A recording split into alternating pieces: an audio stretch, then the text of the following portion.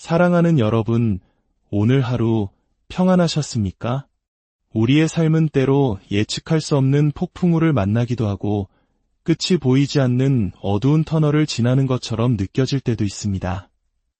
희망의 빛이 보이지 않는 절망의 순간, 우리는 어디에서 위로와 힘을 얻을 수 있을까요? 오늘 우리는 성경 속 한 이야기를 통해 바로 그 절망의 한가운데서 피어나는 희망의 메시지를 함께 나누고자 합니다. 이 이야기가 여러분의 마음에 작은 등불이 되기를, 그리고 혹시 주변에 힘겨워하는 이가 있다면 이 메시지를 나누는 것을 통해 하나님의 따스한 위로를 전하는 통로가 되기를 소망합니다. 잠시 시간을 내어 좋아요와 구독을 눌러주시는 것은 저희가 이 사역을 계속해 나가는데 큰 힘이 됩니다. 여러분의 삶에 언제나 하나님의 은혜가 가득하기를 기도하며 이제 이야기 속으로 들어가 보겠습니다. 오늘 우리가 함께할 이야기는 마가복음 5장에 기록되어 있습니다. 예수님께서 배를 타고 갈릴리 호수 건너편으로 다시 건너가시니 수많은 사람이 그분 주위로 모여들었습니다. 호숫가는 그야말로 인산인해를 이루었죠. 바로 그때 야이로라는 사람이 나타났습니다. 그는 당시 지역사회에서 존경받는 인물, 바로 회당의 책임자, 즉 회당장이었습니다. 그런 그가 예수님을 보자마지 자신의 체면이나 지위는 아랑곳하지 않고 그 발 앞에 엎드렸습니다. 그리고 아주 간절하게 애원했습니다. 제 어린 딸이 지금 죽어가고 있습니다. 제발 오셔서 아이에게 손을 얹어주십시오. 그러면 아이가 나아서 살 수 있을 겁니다. 한 아버지의 절박한 외침이었습니다. 모든 것을 가졌을지라도 자식의 고통 앞에서는 아무것도 할 수 없는 한 아버지의 눈물 어린 호소였죠. 예수님은 그의 간청을 외면하지 않으시고 야이로와 함께 그의 집으로 발걸음을 옮기셨습니다. 수많은 무리가 예수님을 에워싸고 밀치며 뒤따랐습니다. 그런데 바로 그때 이 긴박한 상황에 예상치 못한 일이 벌어집니다. 무리 가운데 12해 동안 혈루증으로 고통받던 한 여인이 있었습니다. 혈루증은 당시 율법에 따라 부정한 병으로 여겨졌기에 그녀는 12년이라는 긴 시간 동안 사람들과 격리된 채 살아야 했습니다. 수많은 의사를 찾아다니며 가진 것을 모두 썼지만 병은 나아지기는커녕 더욱 악화될 뿐이었습니다.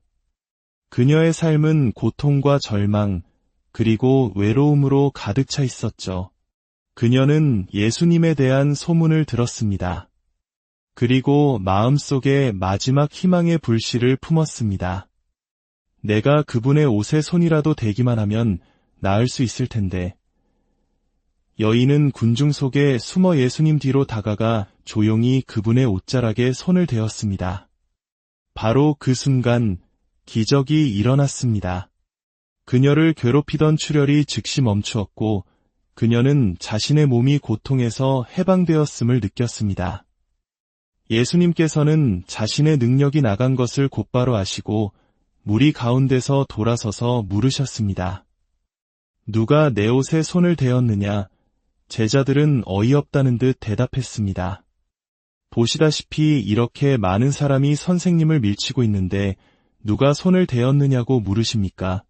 하지만 예수님께서는 그 일을 한 사람을 찾으려고 계속해서 주위를 둘러보셨습니다. 그러자 여인은 자신에게 일어난 일을 알고 두려움에 떨며 나아와 예수님 발 앞에 엎드려 모든 사실을 털어놓았습니다. 예수님은 그녀를 따뜻한 눈길로 바라보시며 말씀하셨습니다. 딸아, 내 믿음이 너를 구원하였다. 평안히 가거라. 그리고 내 병에서 벗어나 건강하여라. 12년의 고통이 끝나는 순간이었습니다.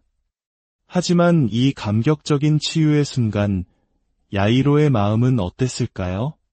그의 딸은 지금 1분 1초가 급한 상황인데 이 예상치 못한 지체로 인해 그의 속은 까맣게 타들어가고 있었을 겁니다. 그리고 그의 불안은 곧 끔찍한 현실이 되어버렸습니다.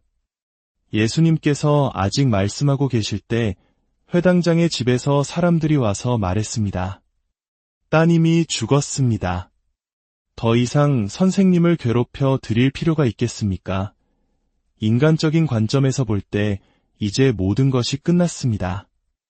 죽어가는 딸을 살려달라는 요청은 이제 죽은 딸이라는 돌이킬 수 없는 현실 앞에서 무의미해졌습니다. 야이로의 문제는 어려운 문제에서 불가능한 문제가 되어버린 것입니다.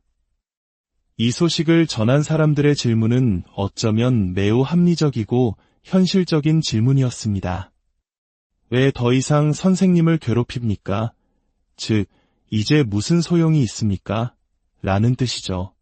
죽음 앞에서 인간이 할 수 있는 일은 아무것도 없다는 지극히 상식적인 판단이었습니다. 오늘날 우리가 살아가는 세상도 이와 비슷합니다. 많은 사람들이 종교를 일종의 마음의 위안 정도로 생각합니다. 삶이 힘들 때 잠시 기댈 수 있는 지팡이 정도로 여기죠. 하지만 죽음과 같은 절대적인 한계 상황 앞에서는 신앙 역시 무력하다고 생각합니다. 죽으면 끝이지, 이제 와서 예수를 찾는 게 무슨 소용이야. 이것이 세상의 목소리입니다. 하지만 예수님은 달랐습니다.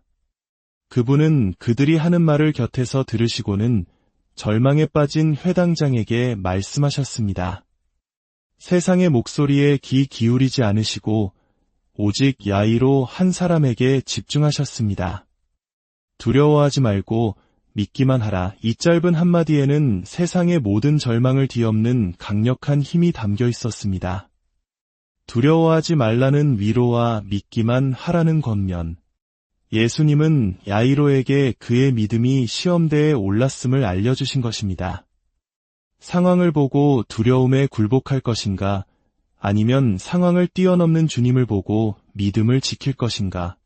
예수님께서는 베드로와 야고보, 그리고 야고보의 동생 요한 외에는 아무도 따라오지 못하게 하시고 회당장의 집으로 가셨습니다.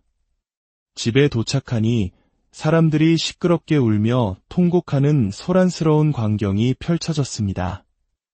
당시 유대 사회에는 장례식 때 전문적으로 곡을 해주는 사람들이 있었습니다. 이들은 슬픔의 분위기를 고조시키는 역할을 했죠. 그들의 울음소리는 죽음이 이 집을 완전히 장악했음을 알리는 확성기와도 같았습니다. 예수님께서 안으로 들어가 그들에게 물으셨습니다.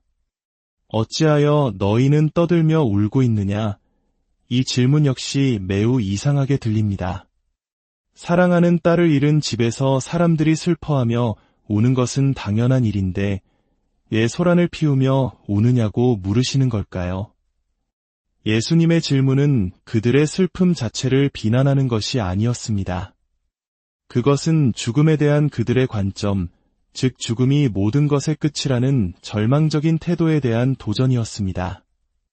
그리고 이어서 충격적인 말씀을 하십니다.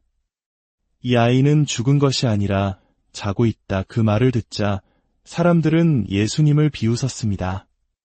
그들은 전문가였습니다. 그들은 죽음을 누구보다 잘 알고 있었습니다. 아이가 죽었다는 것은 명백한 사실이었습니다. 그들에게 예수님의 말씀은 현실을 모르는 헛소리 혹은 아픈 사람들을 놀리는 잔인한 농담처럼 들렸을 겁니다. 하지만 예수님께 죽음은 끝이 아니었습니다. 그것은 마치 잠든 사람을 깨우는 것처럼 그분이 다스릴 수 있는 영역이었습니다.